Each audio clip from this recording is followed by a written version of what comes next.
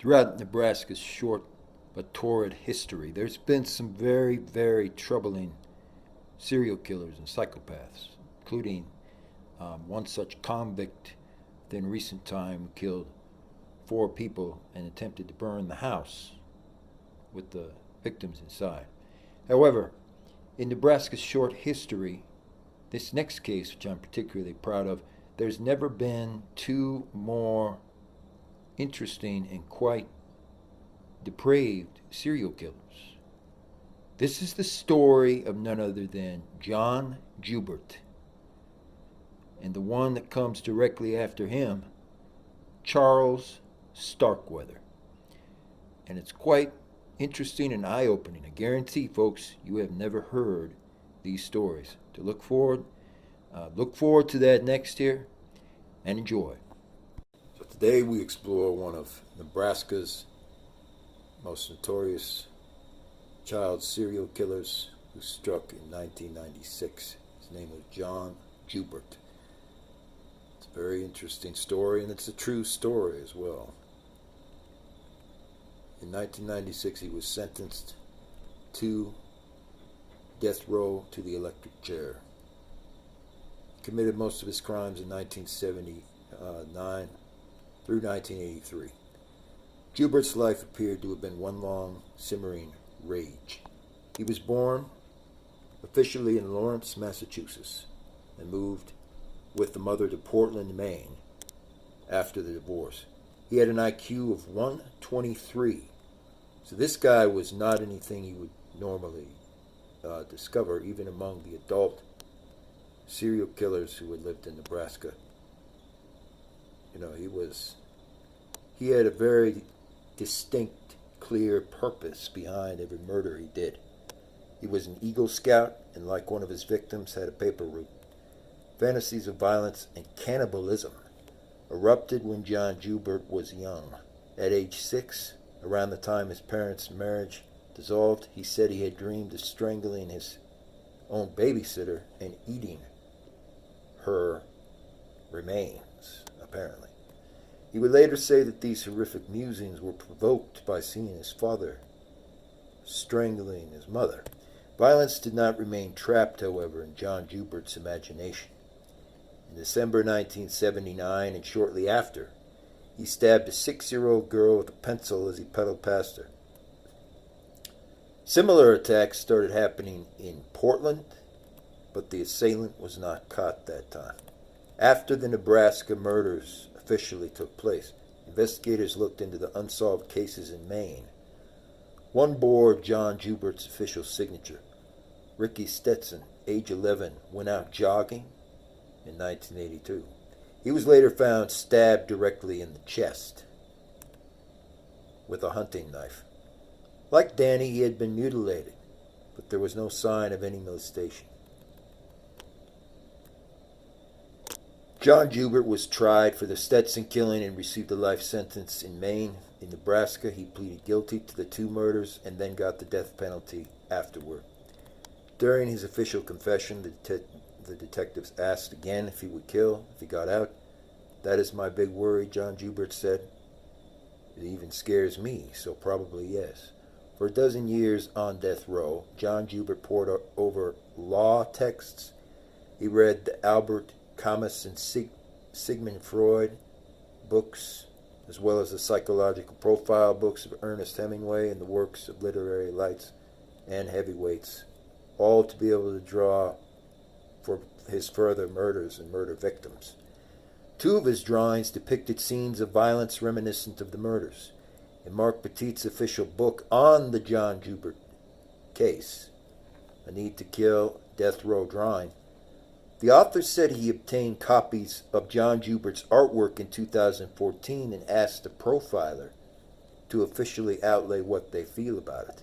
To them, the drawing suggested that John Joubert would most likely find numerous impulses that are impossible to resist, beyond the scope of just active murder. Covered Nebraska. In addition to those mentioned, a few of the unsolved murders in Lincoln, Nebraska were found in the limited list and within databases, including a 2004 murder of Carl Bittner Jr. and the 1974 murder of Patricia Webb, as well as the 2002 murder of Eugene McGuire, among many others. According to the most updated roster and data on Project Cold Cases Unsolved Homicide Statistics site, there are currently nearly 506 Nebraska cold cases with specific unsolved murders. Due to recent advancements in DNA technology as well as changes in law enforcement procedure, this number seems to be slightly lower than the average, but it could be due to Nebraska's relatively lower population. Several unsolved Nebraska murders can be found organized by both local and county law enforcement. And they can be found on the website as well in local area articles and within Project Cold Cases Unsolved Murders database, which contains basic information in nearly 25,000 cold cases. A few of the many northern Nebraska unsolved murders that are listed on various law enforcement sites include the 1990 murder of Letha Harley, the 1975 murder of Merlin Mosel, the 2009 murder of Lacey Anderson, and the 2016 recent murder of Sherry Wounded Foot, among many others. Also among the lists are unsolved murders in Lincoln, Nebraska, which include the 2004 murder of Carl Bittner Jr. and Eugene McGuire. So, there is a lot of unsolved cases in Nebraska that are tied to these cold cases, to a case that I'm going to bring up, and some folks ask every once in a while, why care so much about it? Why not study sports and topics like that, and similar things? And I told them, the reason that I care about true crime more than those types of topics is I don't desire to waste my time. And I don't desire to waste my life, for that matter. And one of my friends applauded the fact that I do study true crime issues quite a bit because, other things happen, and somebody can study sports and they can study different things, but they'll ultimately be wasting their time. Is kind of the way a lot of people tend to look at it sometimes, and they would be correct about that. Because I'll be honest with you guys, very honest and upfront about it. I don't care so much about the methods. I don't want to know how things are done. I'm not obsessed about that kind of thing at all. But I like to find out about how these things occur and why they occur. And I don't think there's any reason or excuse why one shouldn't desire to know. Because no matter where you are, no matter what you're doing in the world, at any time until maybe a day that evil is not a thing, or if that ever happens, which it may not ever truly occur, I don't know, then you should desire to learn certain things. And when you learn about true crime cases, or you learn about what I would specify as the psychology and the reasons for why people do things, and the reasons for how they do them, and exactly the methods they use, you're going to learn an awful lot about life in general. Like I and certain other people would never even establish any kind of real down-to-earth friendship with somebody unless they knew about true crime to a certain degree, and they had studied this. Because, folks, there's nothing else out there, and I will tell you this for a fact, for sure. There's nothing else out there that will teach you how people's mindsets can be sometimes. and how they truly are in reality, and what to look for, and what you can spot if you sense someone is starting to pull a fast one on someone else, and how you can know that the people you get connected to are really actually good people or not. So there are many reasons and specific instances of why one should desire to have a certain hobby of studying true crime. But one of the greatest reasons, I would say, of all, has nothing to do with the actions and acts themselves, like these actions and unbelievable things that occurred in Nebraska, but definitely has everything to do with the mindset and being able to fundamentally look at life and examine and explore the mindsets of different types of people and learn from it.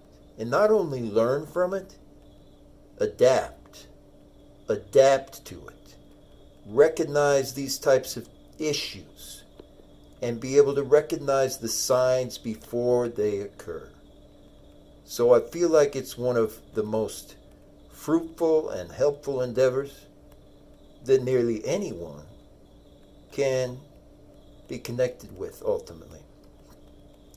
And provided that they are doing it, that they are in that kind of genre or field for the correct reasons, and they do not, study such a thing all the time and so on, but that they are learning as they go more. And more importantly, learning more about why these things occur and how they happen, then it's truly one of the most, I'd say, beneficial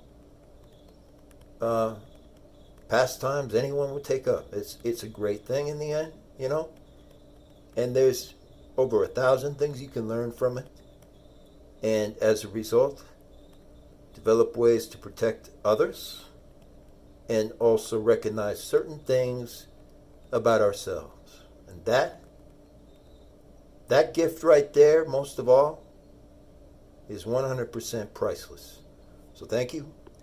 And I'm going to be exploring a little bit more about the Nebraska homicide situation, why certain reports were coming out the way they came out. Thank you.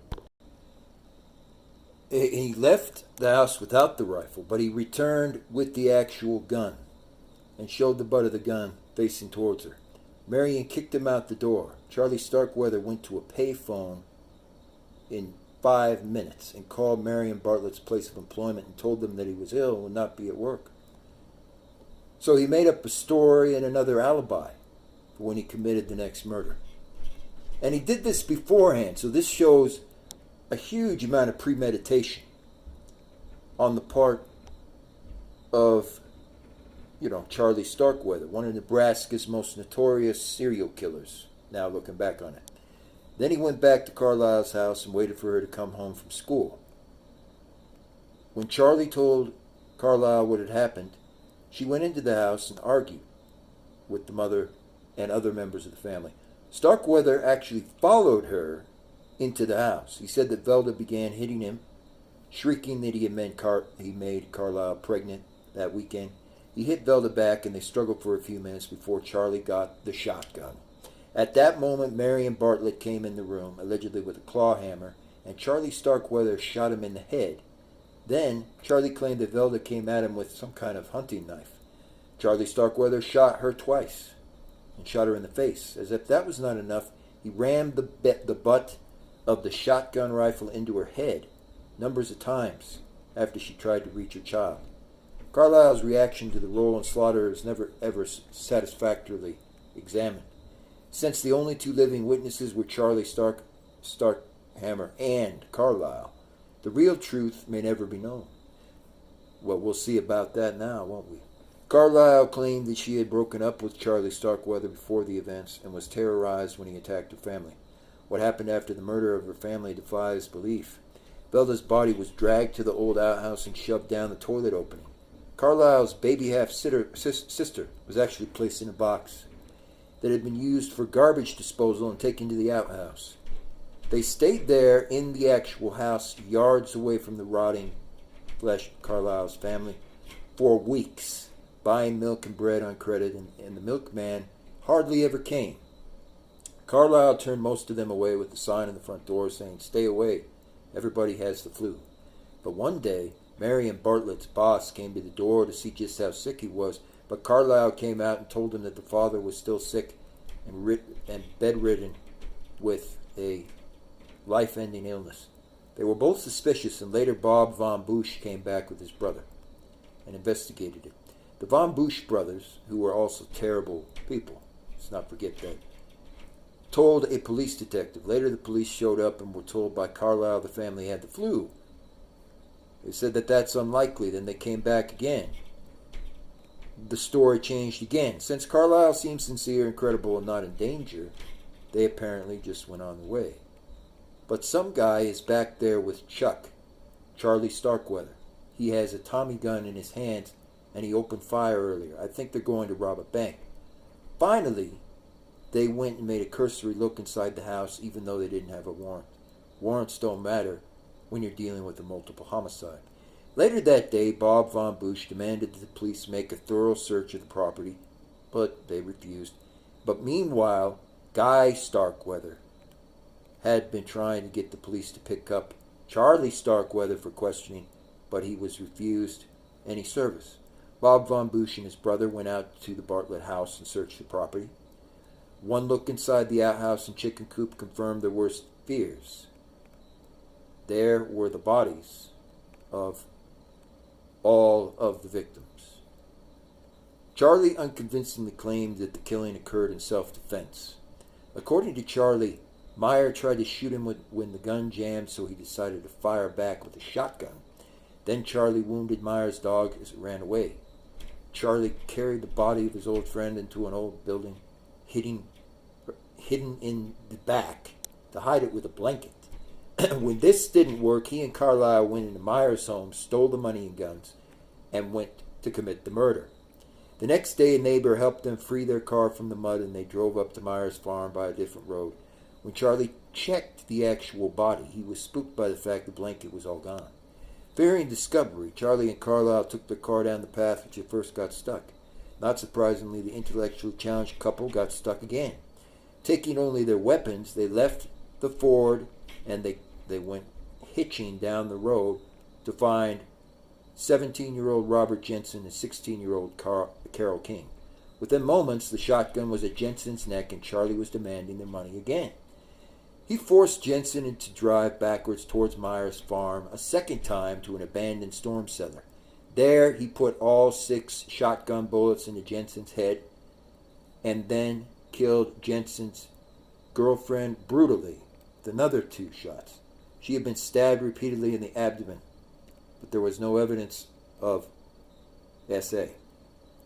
While all of this was happening the whole time, Carlisle allegedly was sitting in the car doing nothing. Charlie Starkweather attributed the mutilation of King's body to Carlisle, who surprisingly was angry for a dead girl being assaulted that way. At another time, Charlie claimed that Carlisle also shot and killed the King girl when he was away from the scene. Even though they talked about escaping to Washington State to find refuge with Charlie's brother a second time, they actually did something incredibly foolish. They drove the Lincoln back where everyone was looking for him. As if that were not dumb enough, they drove past the Bartlett home to see if the bodies of Carlisle's parents had been discovered. So even though there were gangs, there were single-bit serial killers who killed a few people in Nebraska and so on later, almost none of them, in fact, really none of them overall, were as bad as Charlie Starkweather. And then, of course, long before him, John Jubert, which is really horrific. But Charlie Starkweather, he killed upwards of 7 people. He was remorseless. He had a shotgun that he took with him everywhere. And Carlisle and Charlie actually tied their victims to a bed, and they would stab them to death repeatedly. And it's unbelievable when you think about this. And when you examine this for what it is. He chose Nebraska, and he and Carlisle were extradited at the end of 1958 for the trial of the murders. The Wyoming governor was a death penalty opponent.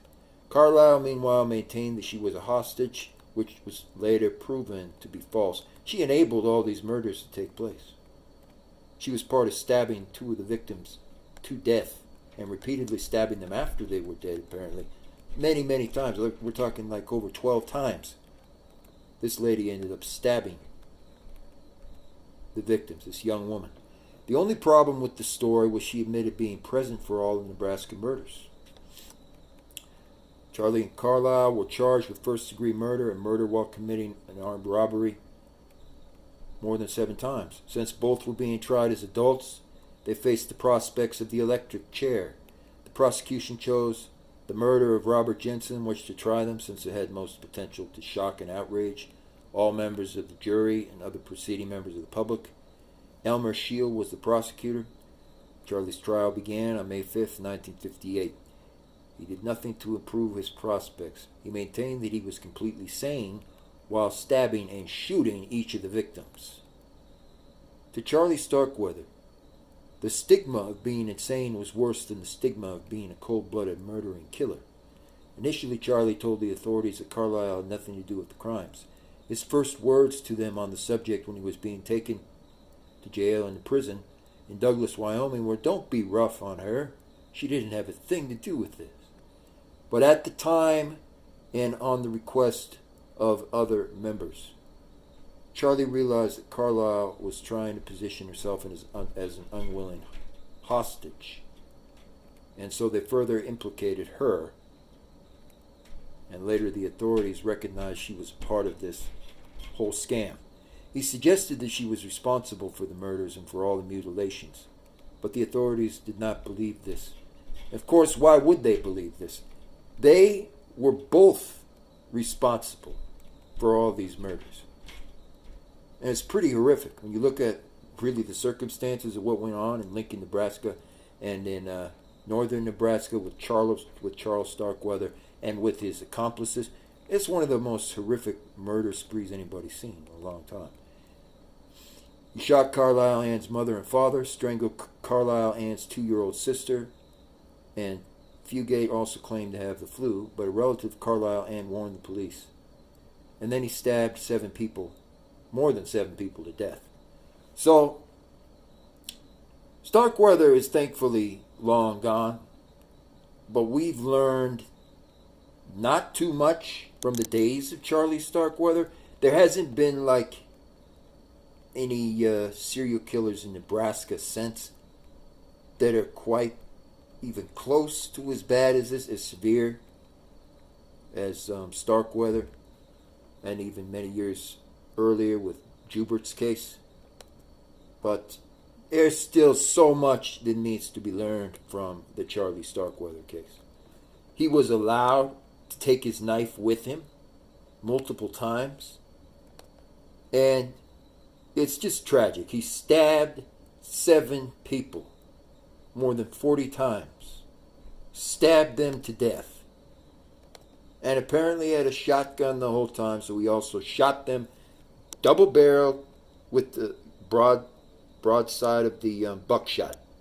Took the shotgun out, shot them with the broadside of the buckshot, blowing one of the victim's heads, just nearly blowing it entirely off. And so there's so much we can still learn from this. And to this day, the Charlie Starkweather case needs to be analyzed a little closer. So please get it out there. It's not a very commonly known case. Get it out there far and wide. A lot more people need to know. Thank you once again. So the parents and family of John Jubert claimed John Jubert suffered a form of mania. And here you can see a very good example of one of his drawings. There's still a few that need to be released in the public interest, no question. But in the drawing, he has somebody who is kind of tied up, I guess, with a blindfold, and it's essentially depicting a stabbing taking place. And it's kind of interesting because you look at these drawings, and some of them are a little bit too graphic, so I won't be showcasing those to you guys, but the point is made. I believe that I would never kill anyone again, Jubert went ahead and told the reporter. I know that I could never harm anyone. This statement, however, was a far cry from the one John Jubert gave to Sheriff Patrick Thomas when he visited Jubert in prison. Thomas had asked John Jubert, if I were to let you out of prison, do you think you'd have learned your lesson? John Jubert's response was quite chilling, but interesting. He said no. No, I don't think I'd be able to help myself. While on death row, John Jubert sketched numerous paintings and drawings that are equivalent to this, and I'm not going to show some of the others because, folks, they are graphic. But this is somebody who was tied up, and essentially he had done this to a number of his victims. He was tied up, and the wrists were fully outfitted with almost kind of a chain. John Jubert exhibited, I guess you could say, a form of mania, passive depression. It's something that happens with any kind of youth who truly doesn't have a strong role model in their lives, whether it be male or female role model. And it's a great lesson. It's a very valuable lesson for a lot of people in society. Like he had said to the reporter, John Jubert told Ressler that he was a changed man and no longer had these sadistic impulses. Before Ressler left, however, John Jubert gave him an odd request no one will ever forget at the yard. I've been fair to you, Mr. Ressler, he stated. So can you do me a favor? Get me a set of the crime scene photographs. There is something I need to work out in my mind for myself. To Ressler, the purpose of the request was clear. John Jubert wanted the photos of the crime scenes for almost self-congratulatory end purposes. He had never changed. He was not reformed. John Jubert was the same evil, psychopathic killer since the very day he came. On the evening of July 16, 1996, John Jubert was moved to a death watch cell in the basement of Nebraska State Penitentiary. Just down the hall from the cell, prison officials tested the electric chair. John Jubert spent most of his final hours with his pen pal, fiancée Teresa O'Brien. He ordered a last meal consisting of pizza with green peppers and onions and a Coca-Cola with strawberry cheesecake. Just after midnight, John Jubert's head was shaved and he was led to his death watch cell in the Nebraska State Penitentiary execution chamber. So he exhibited fantasies about people being tied up with leather and with chains at times. So there was a part of John Jubert, when we look back on it, who had very much almost a mania, but it was a narcissistic kind of mania. It was more the grandiose narcissist that was active. He did not really mind who he harmed in the process. He just wanted to ensure that he got his murders out there and that everybody knew about his murders. And it's kind of odd because we've seen this in other cases before, and especially with other youth before. But in John Jubert's case, he really stabbed his victims with kind of almost a wanton disregard. He didn't care if anybody else got hurt. He didn't really want to harm anyone else in the area. But he apparently wanted to go to his victims, the people that he really didn't like for some reason, and he wanted to do these stabbings. So he's very fascinated at an early age with kind of a mania that he exhibited, and he loved to think about unsavory things. So it's a real message to all of us ultimately that it's important to keep a clear mind. Whatever you're doing, keep your mind very clear and very clear-headed. because John Jubert, as a result of him really never having done that, he had many people tied up. He stabbed them, apparently, many times. One victim at least 30 times. And he enjoyed doing it. And I'll admit, I've never seen a case this odd in a while, because it wasn't like he wanted to attack everybody like you think normally a serial killer would want to go out and stab 100 people and just keep attacking. No, John Jubert just wanted to particularly stab these victims. He didn't care too much if he did accidentally harm someone else, but he wanted to go after these particular victims. And in closing, I would say that says it all. He had specific people he really despised so much that he liked fantasizing about how to essentially get rid of them in all these different ways of stabbing. So it is a powerful lesson to us. And watch what the youth do, you know. Youth don't need to be drawing things that would indicate they don't have a clear head, that they don't have like a clear conscience. And certainly drawing people tied up and things like that, that's a big warning sign that whoever is making the drawings has a lot of things to get off their chest. And it's very, very important, rightly so, that people do something in those cases. But more than that, you know, the type of mania that was exhibited here certainly can be seen in other situations. When you look at Dylan Klebold, when you look at Harris, when you look at James Holmes, and although they didn't have these exact type of drawings that were quite unusual, they did have similar things. So we want to take very special note of that, and thank you again for being here. Enjoy. More coming up.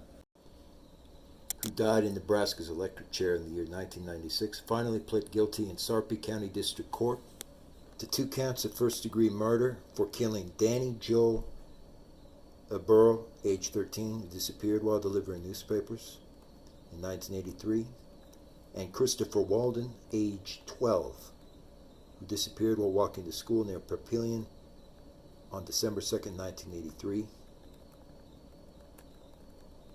And he apparently had killed other victims too. But none of that's relevant here. Petit's lawsuit claims the prison system has critical evidence that proves Jubert was fantasizing about killing more children and have refused to release these articles, citing confidentiality. The suit seeks to resolve the question of whether the drawings are protected from disclosure by state law, and if so, whether there is good cause for them to be disclosed.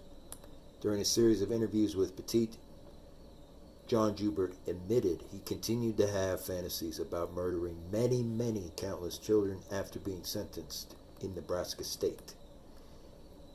So, in other words, after he had done these various murders near the Air Force Base and similar, he continued to fantasize about murdering apparently dozens more children, is what it says in official court documents. And that is what is so strange about this. Definitely is another case that has to be fully reviewed, and people need to really look into it. This is very unusual that they did not release all the records. All the records should have to be released, folks, because they've got juries and things there in Nebraska who are still digging into things. They just need to release all the records. In February 1988, John Jubert wrote to prison officials authorizing them to release all of the drawings.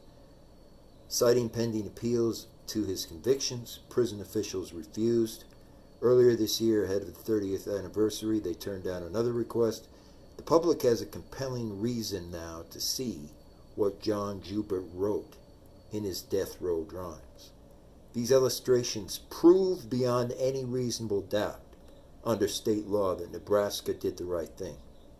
They have no doubt that he was fantasizing about killing dozens of children and likely was going to do it if released from prison. Sarpy County Attorney Lee Polikov agreed. It should be in the public domain right now. After his conviction, a jury in Maine found him guilty of another murder, Richard Stetson, age 11, and then he was found guilty later of others. John Jubert later said he killed the boys while carrying out sadistic fantasies. Don Renee Smith, spokesperson for Nebraska Corrections, did not respond Thursday.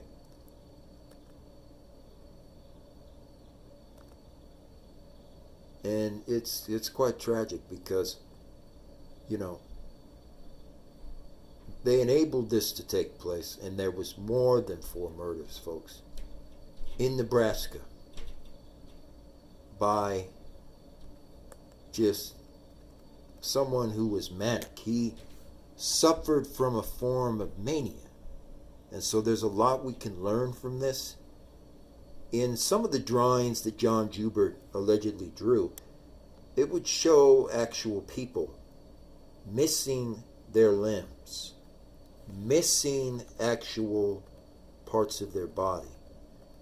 So it was just an interesting ordeal all the way around. And I do agree, the public does deserve to know what was in the drawings. Because some of these drawings, I'll just show one of them, are really unfathomable, the kind of things that they were trying to do in these drawings. And it is 100% very, very much necessary that these drawings be seen by the public. I would agree with that. Some of these drawings also depict bodies that were like ripped in half. And so, I don't know, I feel like the public interest, because of how severe all this stuff has been, how long it's gone on, that it is 100% in the public interest that all of the drawings are able to be seen. And people go ahead and look at these drawings and they examine them. Because honestly, when you think about it, somebody who fantasizes about different things in their drawings is, after a certain amount of time, we know this now, folks, it's going to carry them out. And the kinds of things that they draw, you know, sometimes if it's somebody drawing something like a volcano or something that erupted, or maybe, you know, a nice forest out by the lake, but it has some bears and things there, you know, after a while it just gets to the point where you think nothing of it.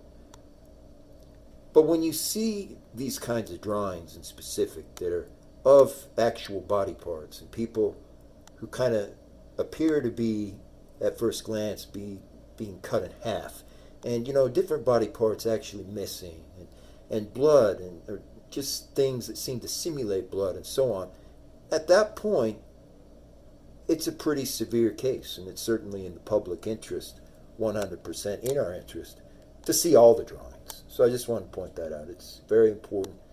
People need to be talking about this case. I'd appreciate it if we can get more of the Charles Starkweather and John Jubert case out there.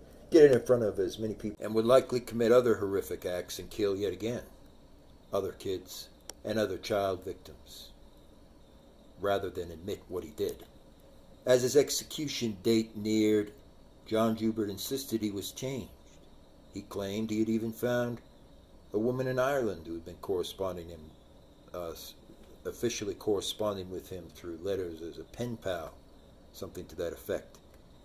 In his appeals, which were denied, he argued that the electric chair was cruel and unjust punishment.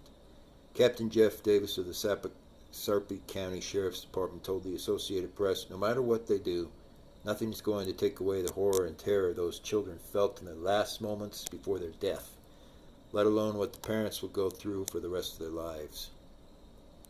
Pleas for clemency went out, but in the end, the U.S. Supreme Court was forced to deny it, and John Jubert was executed in the electric chair.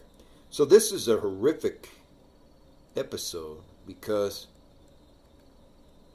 these happened in 1979, 1982, 1983, and even one other stabbing.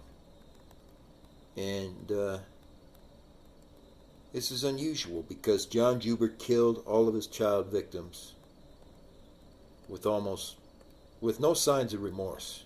Afterward he was like, if I had the choice to do it over again, I definitely probably would do it. We can really learn a lot from this, folks. And so this is very important. I put it kind of at the front of priority sometimes, is to learn about things like this. So John Jubert and also Charles Starkweather were essentially the worst, I guess you might say the worst serial killers in Nebraska's overall history, which is interesting because they've had a lot.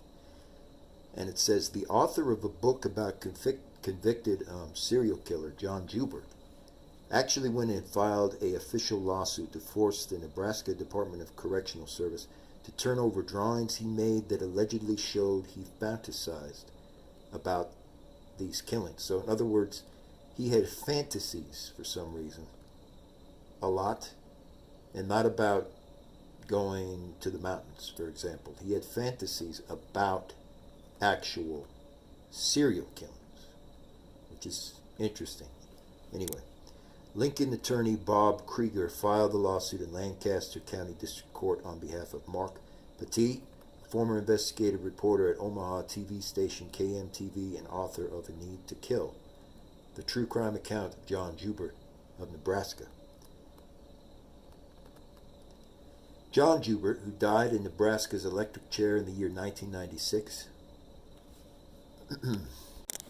Gradually, Charlie Starkweather.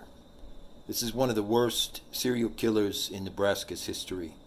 Aside from Jubert, he was probably the second worst serial killer, actually, but a lot of people forgot about him.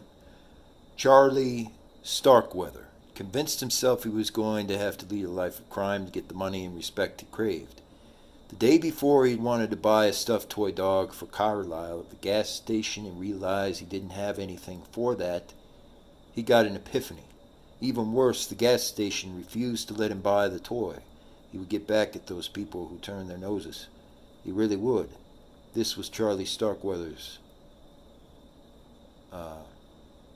D-Day. It was 3 a.m. in December of 1957. Time to begin what he needed. He took with him a 12-gauge shotgun he had lifted from Bob von Busch's cousin. Now, Bob von Busch was a really, really bad guy, folks. I'm not going to speak too much about him right now, but Bob von Busch was like, he was like the Rothschild. He was like a pet stooge of these same known killers throughout history. He was bad. He was really, really bad. I mean, he was descended from a Russian, or not Russian, but Peruvian monarch in Czechoslovakia. He had murdered a lot of people.